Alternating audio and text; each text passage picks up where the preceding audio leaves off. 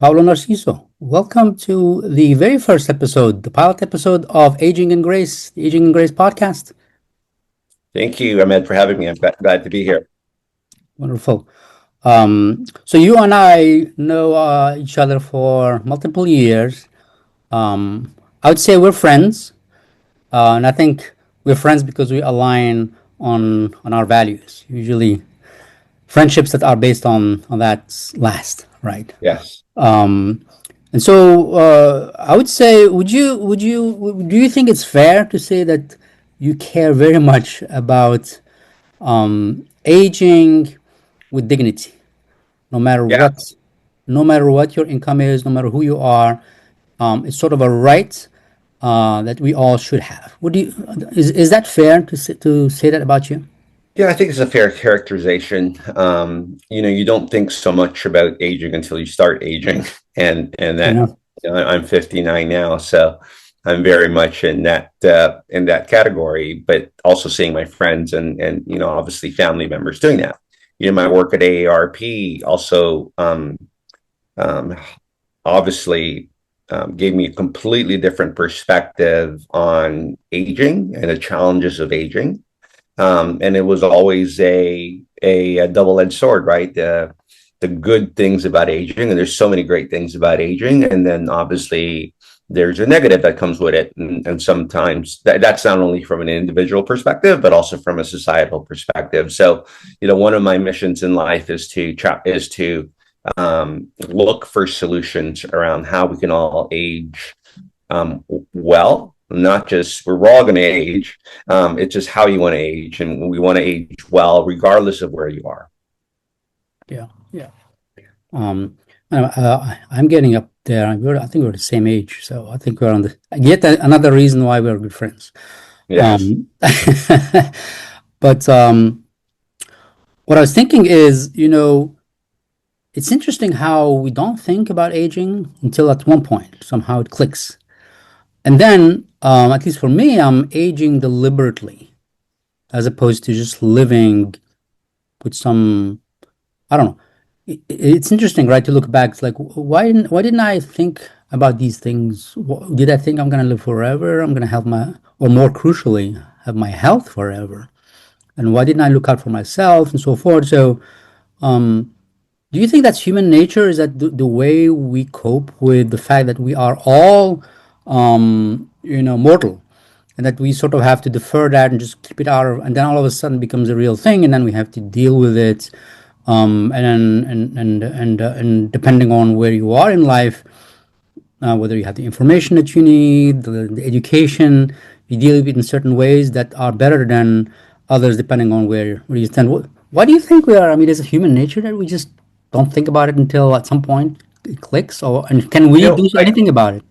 Yeah, that's an interesting question, and I don't know necessarily the academic research or the scientific research on why we do certain things. I can just say from my own personal experience. I obviously did not think about aging.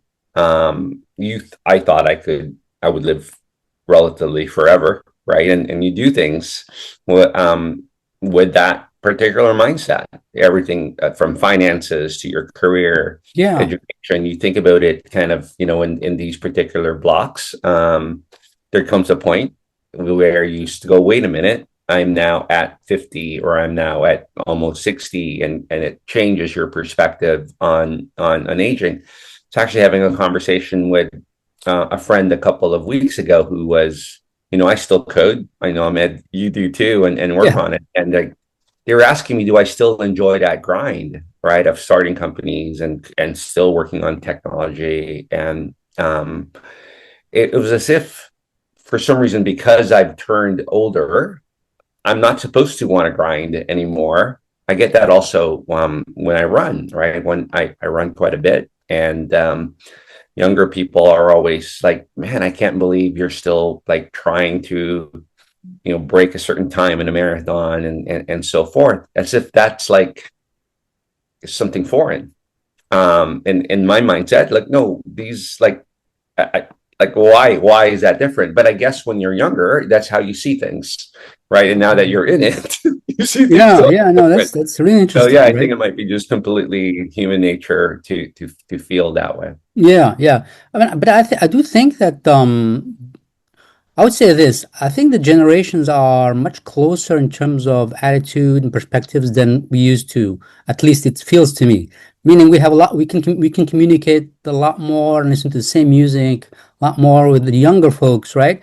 So that we have this opportunity, it feels to me, and I'm trying to do it deliberately to sort of raise the consciousness of the young about the fact that aging is a fact, that is not a scary fact, it's just a fact, and that there are certain things you can do that are smart, saving, taking care of your health, right? Not making big mistakes, or if you make big mistakes, try to minimize the impact as soon as you can because it could eat up your years, right? So I try. So I think the fact that we are able to communicate a lot better, I think our generation with our younger ones than say me and my dad, it's just separate worlds, right? You wouldn't be able to have that conversation.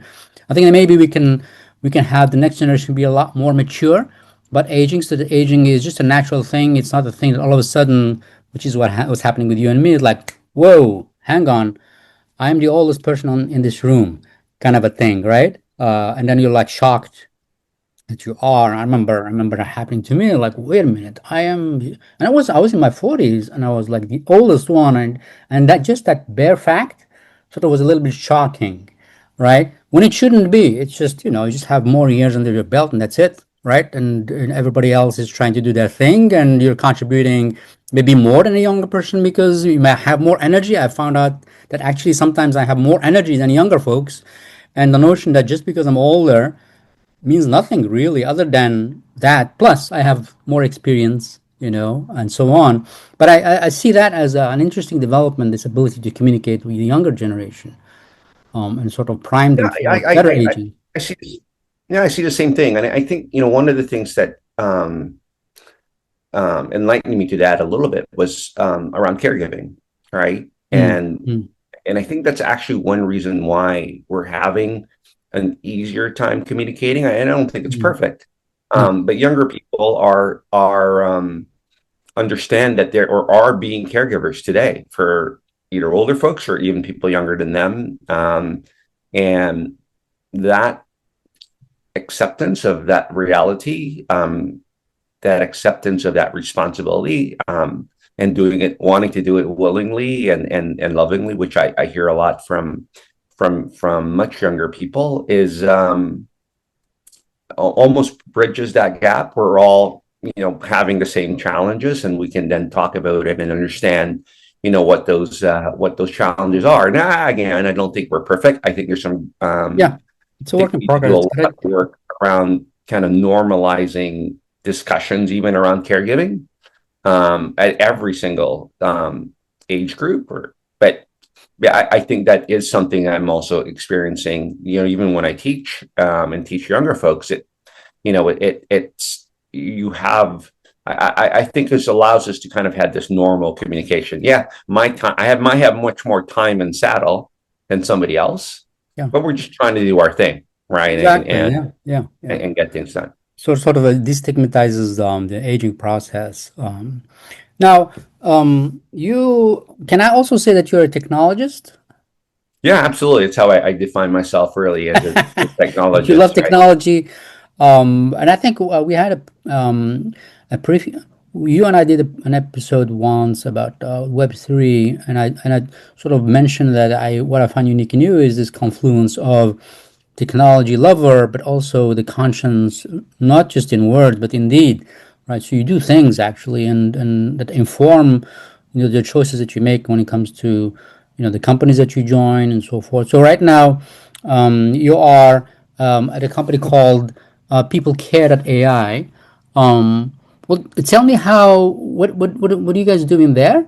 And how does that enable you, that role that you have there, enable you to fulfill your values? Yeah, PeopleCare.ai is a company that I co-founded with three other folks. The three other folks are all physicians. I'm the technologist in the bunch. They're the smart people out of the particular group. I just make things. But we all share a division around our U.S. healthcare system and how difficult it is to navigate our system here in the United States. And particularly, we're very much focused on, especially with AI right now and the adoption of AI, that we actually aren't giving those particular tools to the user. And AI can be very, very helpful, I think transformative, to be able to help users not only navigate our US healthcare system, but healthcare systems around the world in general, and also navigate their health in total. So our mission is to make that easier, right? Make interacting with healthcare easier. And the way we want to do that is we want to be able to build an army of agents, AI agents, that the consumer can use to be able to enable them to work with the U.S. healthcare system, run the healthcare system much easier. So things, for instance, like when you have a health event, it's almost a part-time job, in some cases, a full-time job, just dealing with the administrative functions of that particular event, paying the bills, looking at your insurance, trying to figure out what's what. You almost have to have a law degree just to read your medical bill and challenge that. So we feel that we can empower users to be able to navigate that system and understand that system and give them that army of agents. Now, we tend to focus on folks with rare disease. And the reason why we focus on folks with rare disease and their caregivers is because they're all the edge case. If you have rare disease, you are interacting with the healthcare system all the time. You are trying to coordinate care all the time, right? And you have all of these challenges, whether you are the one doing it yourself, or you have a team of caregivers, or you're the caregiver for somebody who has rare disease. Because unfortunately, about 50% of folks with rare disease are under 5, right? Wow. So it's the burden of that is generally done by the caregiver. So because it's an edge case, we feel if we can build AI and agentic agents to be able to give them that army of staff, virtual staff that can help them, then we can do it for anybody, right? Because of the fact that we can handle that particular edge case. So that's what we're doing at PeopleCare.ai now. When obviously we launch our rare disease management platform in February, Rare Disease Day, February 28th. So it's always that leap year focus of rare disease, kind of the analogous to, like, rare disease isn't so rare necessarily, at that particular point. And then just recently we launched our claim care platform, which helps people on the financial side of healthcare by providing them agents to handle bill denials, to lower their medical bill, to be able to help them understand their bill, and generally interact with the financial side of healthcare to make it so much easier to give the time back to the users to do the things they want to do, which is care for somebody if you're a caregiver, or just live if you're living with something living with a rare disease. Yeah, it's very smart actually to focus on an edge case as a strategy. I like that because it gives you those muscles so you can handle the non-edge cases. So that's really amazing. And so who would be your customers? Who would be buying your product? Yeah, so from a rare disease perspective, our product is actually, the tools are actually free to use for a rare disease standpoint, or for people who have rare disease or people who are caring for folks with rare disease. And our business model is that the life science companies and providers actually provide these tools for them, and in exchange for the real life data that they get from the interactions with the specific tool, obviously get the consent of the caregiver and of the patient to be able to do that. We actually share that revenue. So when the life science companies or the providers subscribe to our product, in exchange for the data, that the users get paid for their particular data itself. So we split that with them because it's their data. at the end of the day, just like it's their consent to be able to give it, it's their asset. And so we want to be able to, all we're really doing is enabling that, right? Enabling that particular exchange.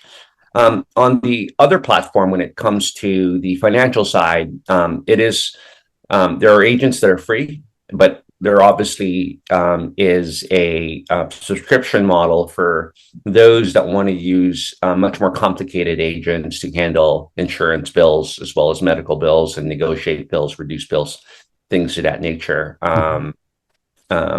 Those are, it's a direct-to-consumer product. Those are free for people with rare disease all the time.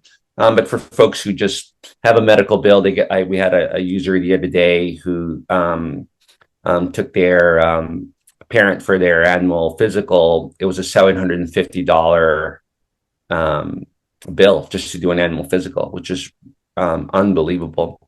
And so they used our platform to be able to reduce that bill. We got it down, reduced to $150 within a few hours. So using the agents on that bill.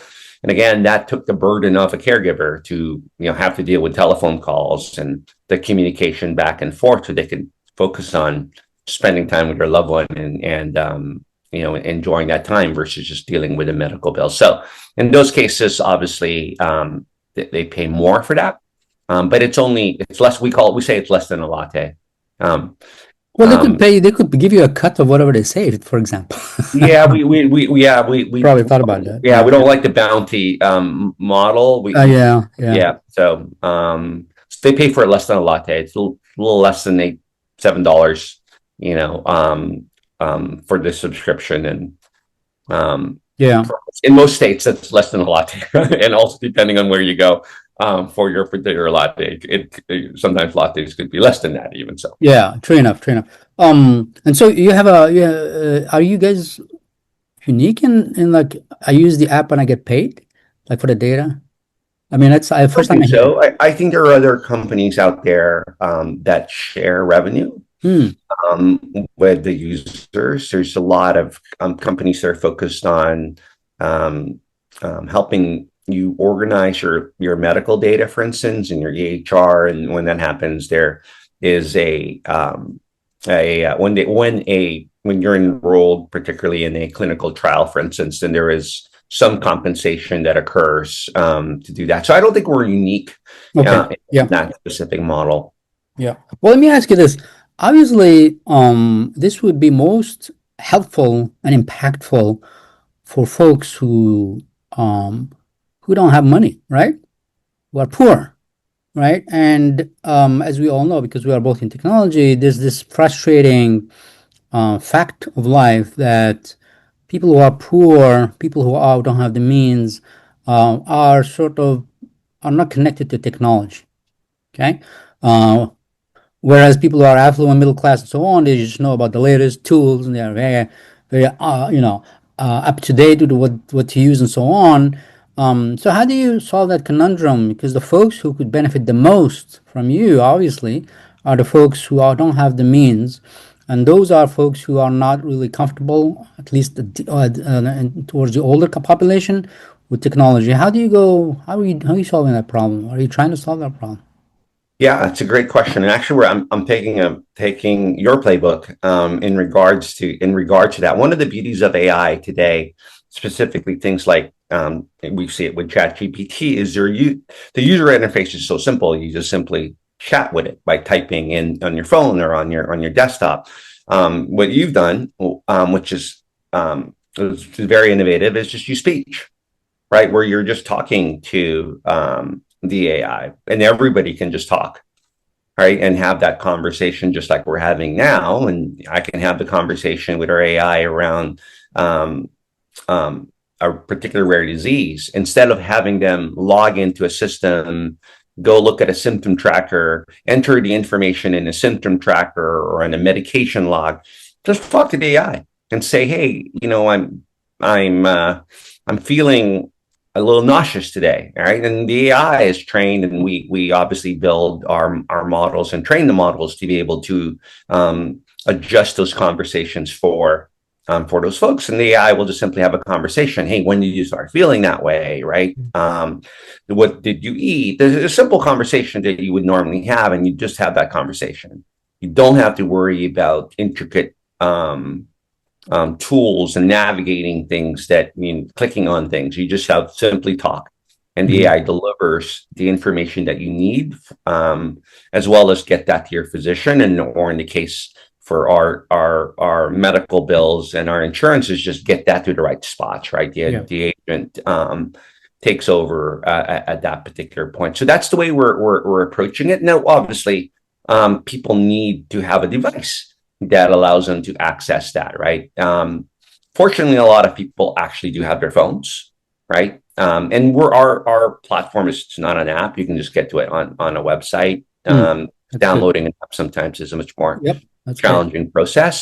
And you're just bringing up the website and talking to the agent at that particular point. There's other features of the app that require a little bit more navigation. We have a ton of content, videos, Sure. articles, tools that people can access. But with AI today and the continued innovations around AI, having that speech conversation or typing it just like you would on an SMS, really Mhm. straightforward. The challenge is just access. You want to make sure that people have access to the internet. And again, most people have that now, also, obviously through their phones. Yeah. Yeah.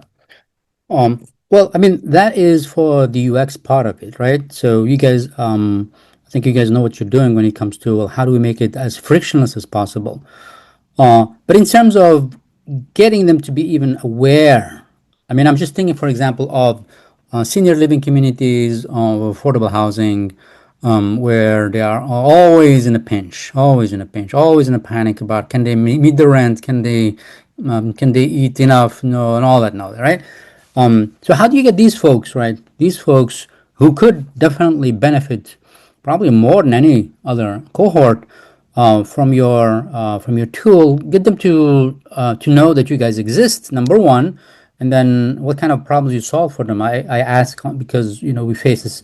I think all providers in that space provide face the same problem, which is how do you get them to say that, to understand that this here will help you, and then use it, right? Are you guys looking into that, or is that something that you later on are going to look into? That's sort of I think the last mile for you guys has been solved, right? The UI, the UX, right? But between here and to that, so you get to the point where they know that they should use this because it saves them a lot of money. How do you get to that point? How do you solve that? Yeah, so we're still learning and Yeah. about how to get them to that point. There's a couple of strategies that we're doing now. We've obviously seen it very much with the older population, um, and even in the assisted living communities or in the independent living communities. What people love is they love content and Mm. see them use YouTube all the time, right? They're watching videos on YouTube, but they also search all the time. They're also typing on search. And one of the beauties of search today, specifically with Gemini search, right, where you're always getting on Google now, you're getting the AI interacting with you very quickly, specifically on your browser when you do search, versus kind of the old days of looking to see what was on the top. It's evolved so quickly, and so we're leveraging both of those. We are optimizing our resources, our articles, which are all free, right? Our videos and for Gemini search, or for what we call AI search. So that's not just Gemini, but it's also on all the other tools that are out there. And if you notice, they're always showing videos first, YouTube videos, on the search as well. And that's how we're hoping that people understand or know about our particular product, and then understand how to use it because they're watching that particular video of a specific use case. So like a use case, for instance, of, um, I'm on Medicaid and Medicare, but I still got a bill on X, right? Whether it's a prescription or something of that particular nature. How do I handle that particular bill? Right? Do I have to pay for this bill? What does this bill mean? Actually, which is sometimes people don't even understand what the bill is. That's when they see that any particular YouTube video in the content and say, oh, I have that same situation. And let me go ahead and use a resource that allows me to be able to resolve that. And we want to empower the users. We're not telling them just to use our tool. Like, we want to first educate them to say, this is what's happening. Get into that frame of mind. Right. And then they can decide whether to use our tool Yeah. or somebody else, or do it themselves if that is Yep. what they want to do, at the end of the day. That's smart. Yeah. Um, well, probably you and I should offline talk about how we can coordinate because um, we are working with, we just set up a partnership with the American Association of Service Coordinators. I don't know if you know that they exist or not, but Yes. Yep. um, I mean, they're amazing people in the sense that there's always content. They're always looking for educating the service coordinators whose job is to ensure that the residents obviously are having good quality of life, right? So that could be a channel, and we could coordinate because I'm sure you have a lot of folks there. But they have their conference in DC coming up at the end of August. We are doing a booth there, so maybe you can talk offline about that. It's The challenge is how do you get these folks to become aware that this here will change their life, right? And then once they become aware, what we've discovered is these residents are not either lazy or dumb. Really, No, they not at don't, all. right? Yeah. They once they see something that, and they also they don't take bullshit, right? They just won't, right? They're very real. So when they see something that is of value, not only do they use it, but they also share with with their co-residents and so forth. And the other one is family, right? Caregivers are often a good way to get to these folks to see what's available for them. Because as you well know, when you are in that stressful mode, I've experienced it many times, and I'm sure you have. When you are in that stress mode, your imagination is just confined. You're not able to imagine. You're not able to think beyond what's in front of you. You're just thinking about the next thing, right? So that somebody has to intervene to say, "Hey, take a step back. Look at this. Don't don't think that you can only use X, Y to solve your problems. You have a whole world of things that you can use." And I think that population, because it's stressed and so forth, needs a little bit of a hand to get to see how they can empower themselves. Well, 30 minutes has gone by. Anything else you want to say? I'm sure we're going to have another episode in the future. You have so many things to talk about, and you are such an amazing person in terms of your generosity in sharing the knowledge that you have.